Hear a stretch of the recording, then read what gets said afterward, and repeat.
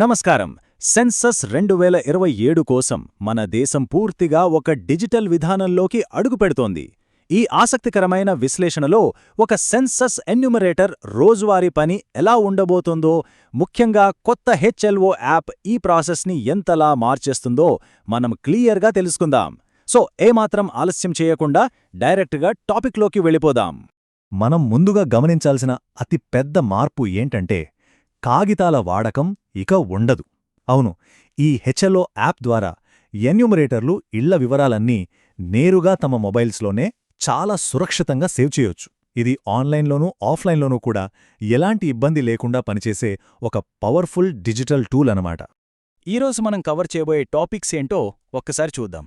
ముందుగా house listing process, ఆ తర్వాత డేటాని అప్డేట్ చేయడం వర్సెస్ ఎడిట్ చేయడం, భద్రత కోసం సింక్ చేయడం, వర్క్ ప్రోగ్రెస్ని ట్రాక్ చేయడం, బ్లాక్ను కంప్లీట్ చేయడం, అండ్ ఫైనల్గా మొబైల్ డివైస్ను ఎలా మేనేజ్ చేయాలి. ఫీల్డ్లో ఎలాంటి కన్ఫ్యూషన్ లేకుండా వర్క్ చేయడానికి ఇదొక కంప్లీట్ రోడ్ మ్యాప్. ముందుగా section 1 house listing entry process. అసలు మన ప్రాథమిక డేటా సేకరణంతా స్టార్ట్ అయ్యేది ఇక్కడే. ఈ హౌస్ లిస్టింగ్ ఎంట్రీ ఆప్షన్లో మనం 1 నుండి 34 వరకు ఉన్న ప్రాథమిక సెన్సస్ ప్రశ్నలకు ఆన్సర్స్ ఫిల్ చేయాల్సి ఉంటుంది. అంటే కుటుంబంలో ఎంతమంది సభ్యులున్నారు, వాళ్ల వృత్తి ఏంటి, ఆ ఇల్లు ఎలాంటిది, ఇలాంటి బేసిక్ కానీ అత్యంత కీలకమైన ఇన్ఫర్మేషన్ అంతా ఈ ఫస్ట్ ఆప్షన్లోనే మనం ఎంటర్ చేస్తాం. Next section 2 updating versus editing data. సాధారణంగా ఎంట్రీ చేసేటప్పుడు చిన్న చిన్న మిస్టేక్స్ జరగడం కామన్ కదా. వాటిని టెన్షన్ లేకుండా ఎలా కరెక్ట్ చేసుకోవాలో ఇప్పుడు చూద్దాం. ఇందులో ఫస్ట్ అప్డేషన్ డేటా ఆప్షన్ గురించి మాట్లాడుకుందాం. ఇది చాలా ముఖ్యం. మనం డేటాని సర్వర్కి సింక్ చేయకముందు కేవలం మన మొబైల్లో ఆఫ్లైన్లో ఉన్నప్పుడు మాత్రమే దీన్ని వాడతాం. అదృష్టవశాత్తు ఇక్కడ మనం డేటాని డిలీట్ కూడా చేయొచ్చు. అంటే ఫర్ ఎగ్జాంపుల్, ఇంటి యజమాని పేరు స్పెల్లింగ్ తప్పుగా రాశారనుకోండి, సింక్ చేయడానికి ముందే ఆ రికార్డ్ని ఈజీగా డిలీట్ చేసి మళ్లీ కొత్తగా ఎంటర్ చేసుకోవచ్చు. కానీ ఈ edit already synced data option అనేది దీనికి పూర్తిగా డిఫరెంట్. ఒక్కసారి మీ డేటా సర్వర్కి వెళ్ళిపోయిందంటే ఇక డిలీట్ చేసే ఛాన్స్ అస్సలుండదు. సింక్ అయిన డేటాలో ఏమైనా తప్పులుంటే పాత రికార్డును అలానే ఉంచి సరైన వివరాలతో కొత్తగా అప్డేట్ మాత్రమే చేయగలం. ఇక్కడ డిలీట్ బటన్ పర్మనెంట్గా లాక్ అయిపోతుంది. డేటా సెక్యూరిటీ కోసం ఇదొక స్ట్రాంగ్ ఫీచర్ అనుకోవచ్చు. సో ఈ రెండిటి మధ్య తేడాని మనం మైండ్లో ఫిక్స్ చేసుకోవాలి. అప్డేషన్ డేటా అనేది ఆఫ్లైన్, ఇక్కడ డిలీట్ చెయ్యొచ్చు. ఎడిట్ సింక్డ్ డేటా అనేది ఆన్లైన్, ఇక్కడ డిలీట్ కుదరదు.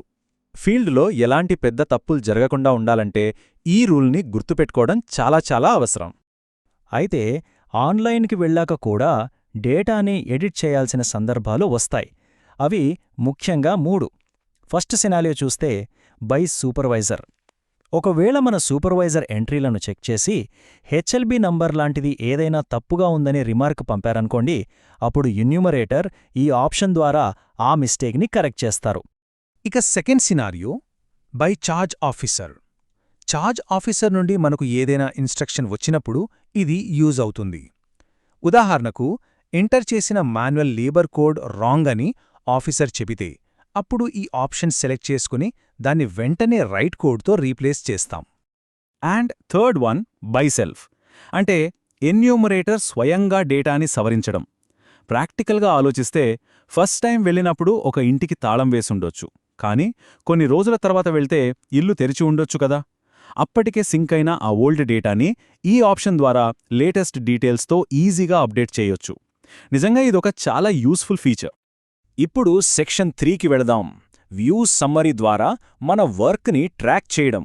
రోజంతా కష్టపడి పనిచేశాక అసలు ఎంత వర్క్ అయ్యింది అనేది తెలుసుకోవడం ఇంపార్టెంట్ కదా. ఈ వ్యూ సమ్మరీ డాష్బోర్డ్ అనేది మన చేతిలో ఉన్న ఒక డిజిటల్ వర్క్ రిపోర్ట్ లాంటిది. ఇప్పటివరకు ఎన్ని ఇళ్ల సర్వే కంప్లీట్ అయింది, ఇంకా ఎన్ని బ్యాలెన్స్ ఉన్నాయి, ఎంత డేటా సింక్ చేశాం, ఏమైనా డిలీట్ చేశామా, ఇలాంటి పూర్తి స్టాటిస్టిక్స్ అన్నీ ఇక్కడ మనకు చాలా క్లియర్గా తెలుస్తాయి. ఒక్కసారి ఈ డేటా లెక్కలు గమనించండి.